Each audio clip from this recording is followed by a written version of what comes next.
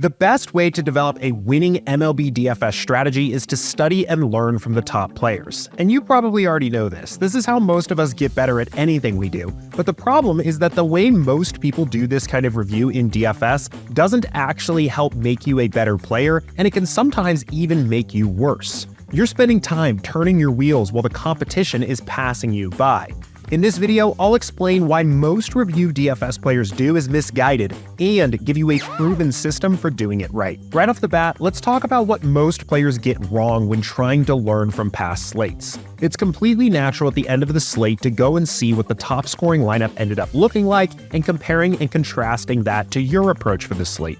And while this is fine as an exercise for fun, most players far overvalue the signal of what the first place lineup on a slate looked like. DFS is extremely high variance. What actually plays out on the field for a given slate is just one of many different game scripts that could have potentially played out, and there's an incredible amount of noise with what lineups actually take first on any given slate. Now, this can feel very counterintuitive at first. How can the top scoring lineup on a slate be considered anything other than the best possible lineup you could have played? Yet, I'm sure you certainly have seen some terrible lineups at the top of the standings at the end of the night.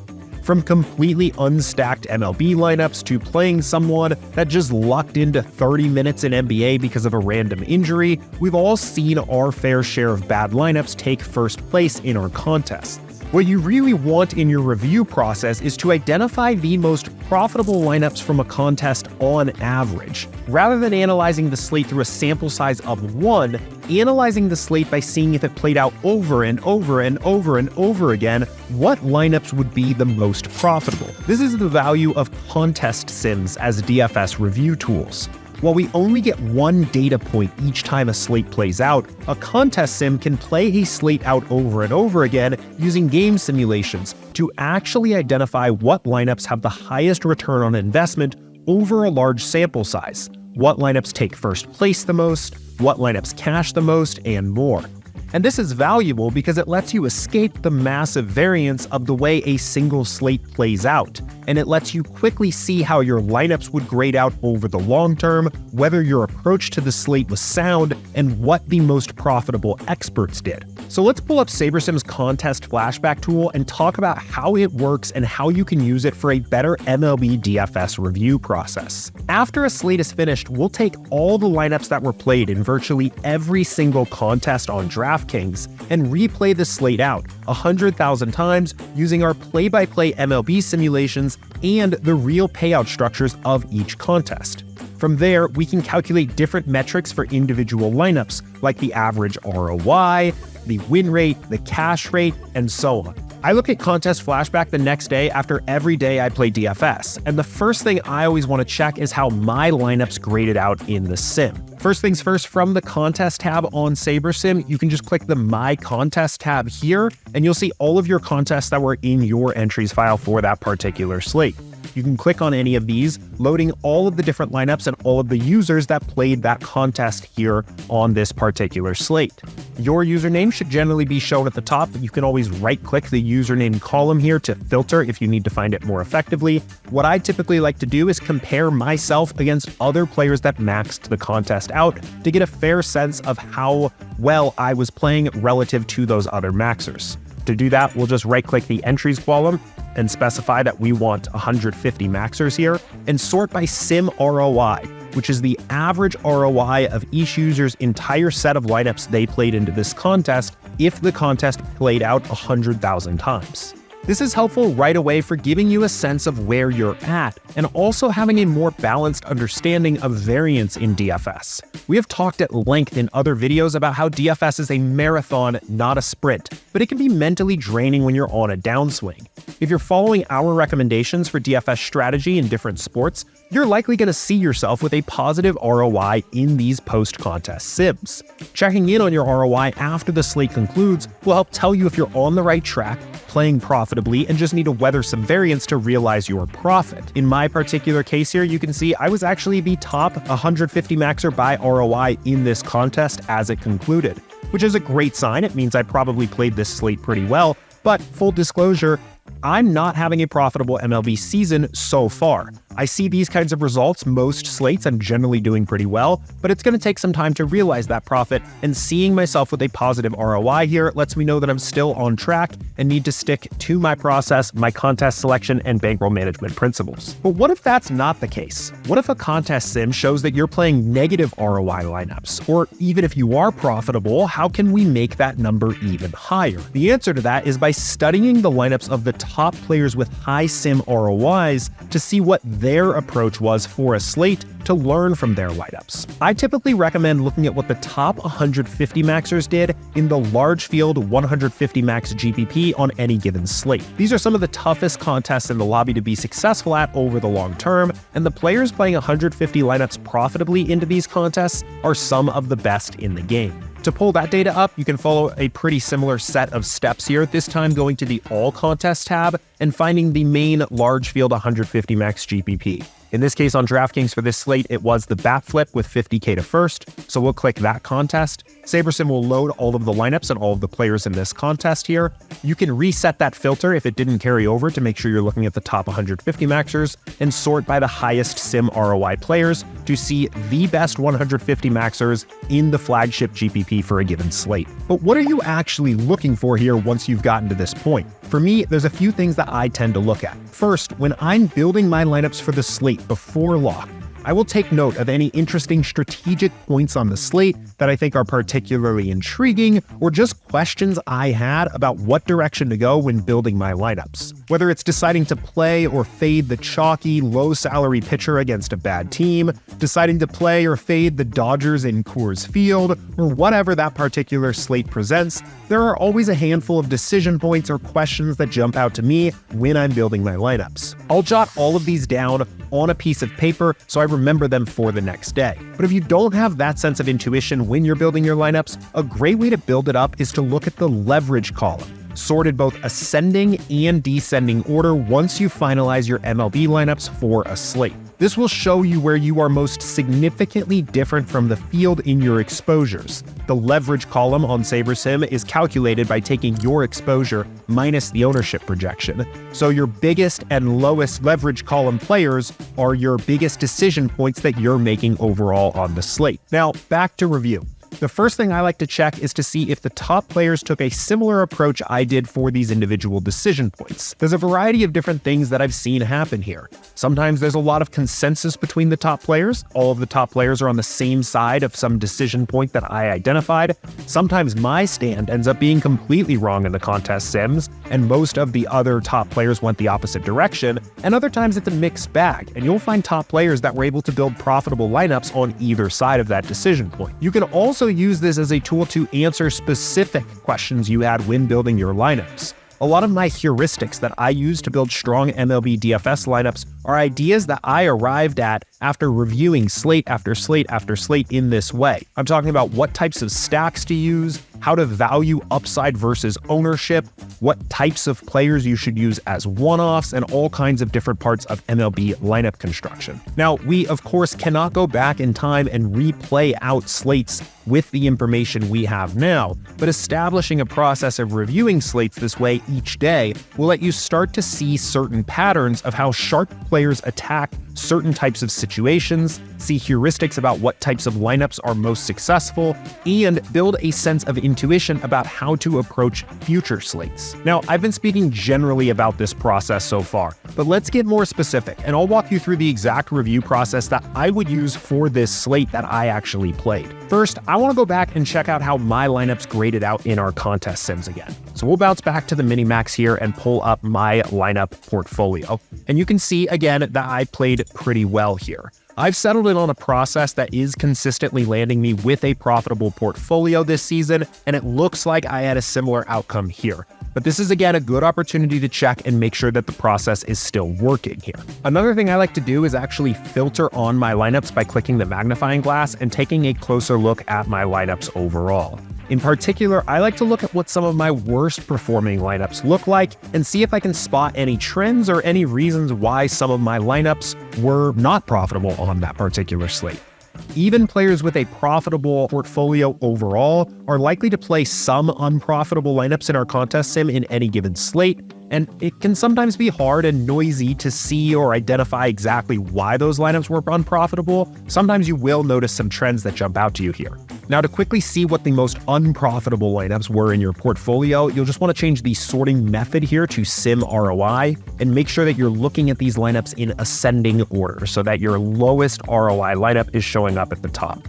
Now, most of the time, there is a discrepancy between how your lineups are grading out in the post-contest sim and the pre-contest sim. What I mean by that is these lineups now are grading as a negative 22.4% sim ROI, for example, for this lineup. When I entered this lineup into the contest, the pre-contest sim certainly thought they were going to be profitable. That's why I played them.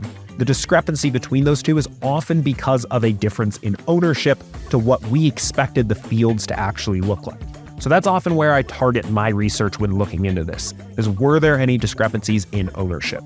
You can do that here by just right-clicking the lineup columns to make sure that projected ownership and actual ownership are actually shown here and compare any discrepancies that you're seeing. One thing that I did notice when I was taking a look here for today's slate is that the Mariners came in quite a bit higher owned than expected, and even the Rangers came in a little bit higher owned than expected. We expected these teams to be pretty low owned overall, and in fact, thought that the pitchers on the opposing side might be slightly chalky, and they both came in as some of the higher owned stacks on this slate. Now, in a vacuum, that might just be a data point you take away, but having done this kind of research over the course of the season, a trend that I have started to identify here is that good teams that are just generally good, have high salary batters, and are perceived as hitting well, often come in a little bit higher owned than expected here. So even though the Mariners and the Rangers on this particular slate were expected to have pretty low ownership, they are good teams with good bats that people want to get to, and I've been seeing a trend over the course of the season here that those teams are often coming in higher owned than expected. On the flip side, teams that are perceived as bad hitting teams, even in good spots with great salaries, often come in a little bit lower owned than expected here. And again, this is just a trend that I've picked up on from doing this type of analysis of looking at my worst performing lineups to see why they performed with a lower sim ROI than expected. It is often because they were counting on low ownership of good hitters on good teams that ultimately wasn't there when the cards got flipped over. Next up, I want to see how some of the top 150 maxers attacked a few situations that I was particularly interested in for this slate. I'll typically look at what the top 3 to 5 150 maxers by sim ROI for that particular slate did. So let's go ahead and get this loaded back up, go back over to the bat flip here, and make sure that we're looking at the top overall 150 maxers. Shady Advice is a familiar name. I end up checking out his lineups quite often, so let's filter on Shady Advice's lineups to start for this video and just take a look at how things looked. I identified 3 things when I was building my lineups based on what I saw in my exposures as I was getting my lineups ready to go. The first was Washington stacks. Washington looked like they were going to be a pretty chalky team, and I was still getting a lot of exposure to them in my pool. My Washington stacks, after following my process, ended up at about 30%. They were my highest exposed stack. The next closest team was at about 16%, and then it was an even distribution from there. I trusted the Sims in that particular case. I ended up playing quite a bit of Washington. It did work out on this particular slate, but I was curious to go back and review the next day to see if other players were as high on Washington as I was. The second thing was pitching exposure. This is a slate where all of the team totals were pretty low. You were able to play almost any pitcher in any spot, knowing that they weren't going into a team that had at least a 5-run total hitting environment on the other side. The salaries for pitchers looked pretty good. There were about 4 or 5 pitchers at the top that were maybe a tier above a lot of the others on this particular slate that I ended up getting most of my exposure to, but it felt to me like a slate where you could safely get very wide with your pitching exposures, and I was interested to see what some of the other players did. The one other thing was fading those teams that often come in higher owned than expected. As I mentioned before, this is a trend that I have seen so far this season, and I was curious if some of the top players are spotting this as well and would have been maybe a little bit more likely to be under on the Mariners, the Rangers, the Astros. Again, teams that just have the perception of being very good hitting teams. Maybe if any of these sharp players saw that coming in ahead of time, even though the ownership projections expected them to be low owned, and got on the other side of that early. So let's, again, take a look at Shady Advice's lineups and his exposures and just see if anything jumps out to us here. So after we filtered on Shady's lineups here, we can view the lineups over here on the right-hand side or just look overall at the exposures to individual players. And I end up doing a lot of my work right here. So let's take a look at that first question here and take a look at those stacks. And it looks like Shady was also very heavy on Washington right off the bat, a little bit less exposed than I was and had a little bit more of a flat curve overall, but that was the top stack. And we see Seattle here jumping up as well. So I would expect some of Shady's most unprofitable lineups in his portfolio here were also, because of those Mariners stacks coming in with higher ownership than expected, Texas showing up as the fourth highest stack here. So an interesting component there to look at. Looks like something that kind of tricked both of us, for lack of a better word there. I also want to take a look overall at the pitching exposures here and see how Shady ended up grading out here, and also has a very condensed portfolio of pitchers. This looks very similar to what I did here, and you can kind of see what I was talking about here, where a lot of these pitchers are projected pretty well. There was a clear ownership curve, and it just stood out to me as I was building my lineups that with no team with a 5.0 run total, at least in the SaberSim sims, this might have been an opportunity to spread out a pitcher, but it seems like Shady took a similar approach to me on this particular slate. I'm going to bounce down here and look at one other 150 maxer here and see if I see anything different, and just take a look. And again, as I mentioned before, there is a wide spectrum of outcomes that can happen here. Sometimes you will see that a lot of the top 150 maxers followed the same things that you did. A lot of other times they will have gone the opposite direction, and sometimes it's a bit of a mixed bag. It just depends on what you're looking at for that particular slate here. Let's look at Royal Pain 21, another familiar name that I often see up here at the top of the 150 maxers, and take a look over at the stacks here. We also see Washington jumping out quite a bit, but in this particular case, Texas and Seattle were a little bit lower. These are probably closer to even with the field, or even under the field slightly here for these particular stacks. So maybe a little bit of identifying those teams as weaker options here, but also very heavily exposed to Washington. So that is an interesting point here again, because I felt like they were going to be highly owned. They came in moderately owned, I would say, but it is useful for me to note here that these top players also were on that same big stack. And again, a very similar exposure on the pitching side here as well. These same 5 names were the guys that I was very heavily exposed to in my particular lineups. And it seems like that was just the conventional way of building for this slate. A lot of people got exposure to these 5 different hitters here, or 5 different pitchers, excuse me, and that seems to be pretty consistent here, at least amongst these 2.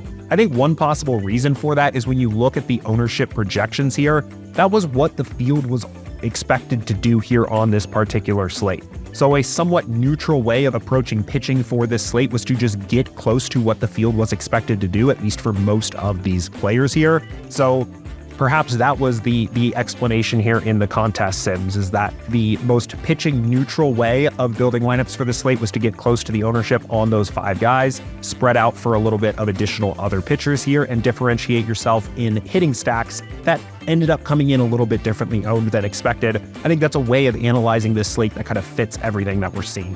But ultimately, what you're looking at when you're reviewing is going to be different than what I'm looking at, because we're each going to have different viewpoints and strategic directions on a given slate. What you see as opportunities to exploit are different than what I will see, and the questions you might have when you're building your lineups are different than mine. The main takeaway here is to use this tool as essentially a way to check your work, identifying what the top players did similarly and different from you, recognizing patterns over the course of the long term, and then iterating your process slowly from there.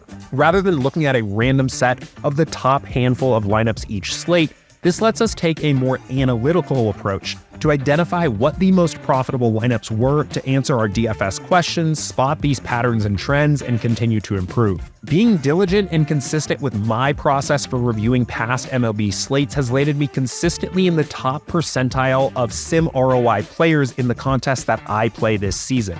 I've learned the best ways to stack my lineups, how to deal with difficult game theory decisions, and when to take big stands against the field. Next up, check out my video walking through that exact process that I use to build my MLB DFS lineups each and every night that I've learned from doing this type of review every day.